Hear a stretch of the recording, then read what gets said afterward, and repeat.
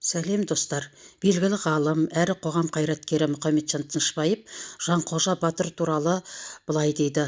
Қазақтардың бостандығы жолындағы атақты күрескер Жанқожа Батыр орыстарды да, хиуалықтарды да, қоқандықтарды да мойындамады, деп жазады. Мен бүгін сіздерге осы Жанқожа Батыр туралы айтатын боламын. Сондықтан менің каналыма тіркеліп, лайк басып, комментарий жазуды ұмытпаңыздар. Сабақтың тақырыбы қазақтардың 19 ғасырдың 40-60 жылдарындағы Орта Азиялық хандықтармен қарым-қатынасы. Қазақстан Орта Азия хандықтары Хиуа хандығымен оңтүстігінде және Қоқан хандығыменен шекаралас жатты. Осы Орта Азия хандықтары неліктен Қазақстанның оңтүстік аумақтарын жаулап алуды күшейтті? Біріншіден, территориясын ұлғайту үшін.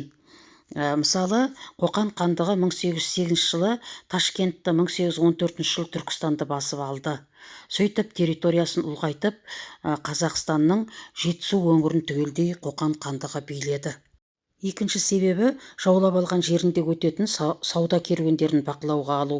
Мысалы, 1818 жылы қоқандықтар Ақмешіт деген бекінісін сауда керуендері жолдары өтетін Сырдарияның оң жағалауына көшірді.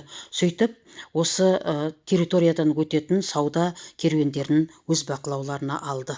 Үшіншіден, жаулап алған жеріндегі әр отбасыға жыл сайын салық ретінде 6 қой, 4 арба сексеуіл, дүз бау қамыс төлеп тұратын салық салды. Ал Қазақстанның қазіргі Маңғыстау түбегі менен Сырдария өзенінің төменгі ағысы Хиуа хандығының қолында болды.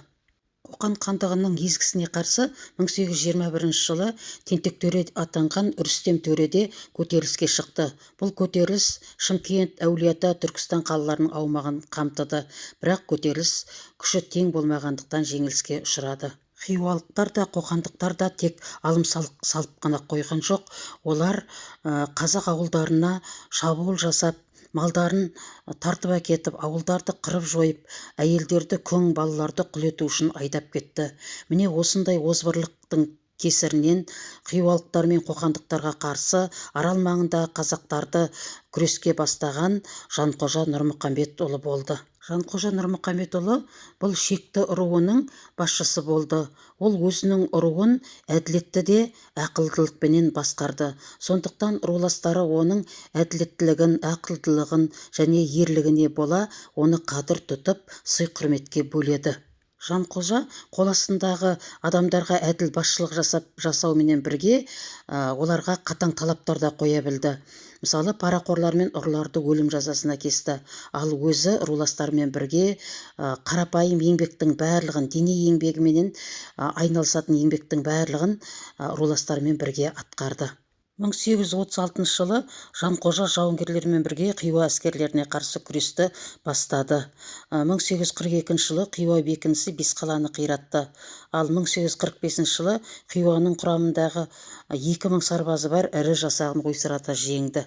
1847 жылы көтерілісшілер Сырдарияның сол жақ бетіне өтіп, Хиуа бекінісі жаңа қаланы басып алып қиратты.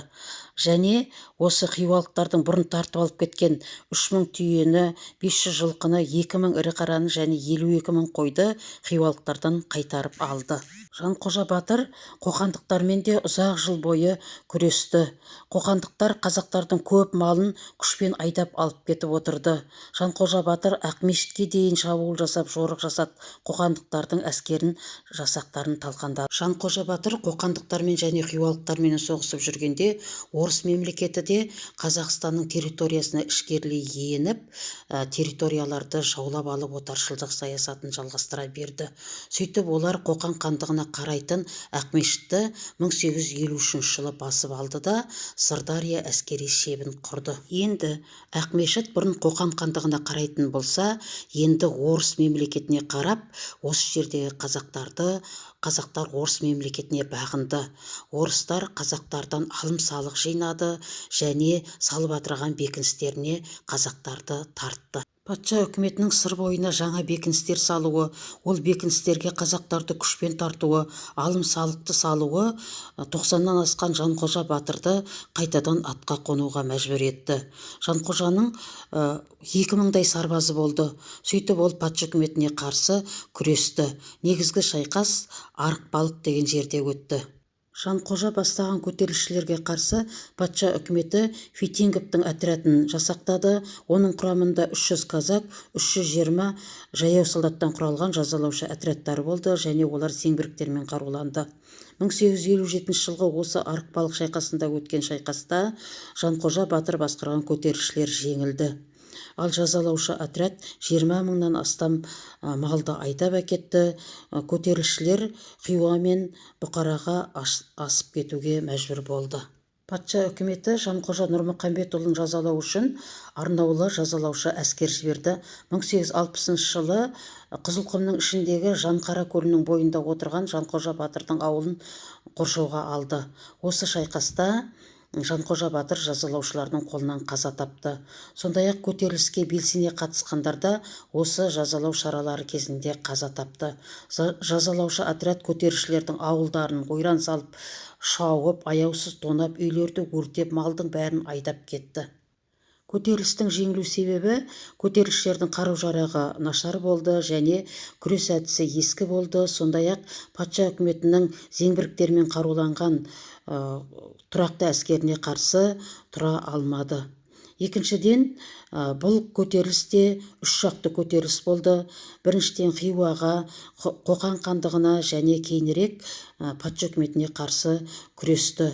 Үш жақты күрес көтерілісшілерді титықтатты. Патша үкіметі Жанқожа Нұрмұқамбетұлын өз жағына тарту үшін оған 200 сом мөлшерінде жалақы да төледі.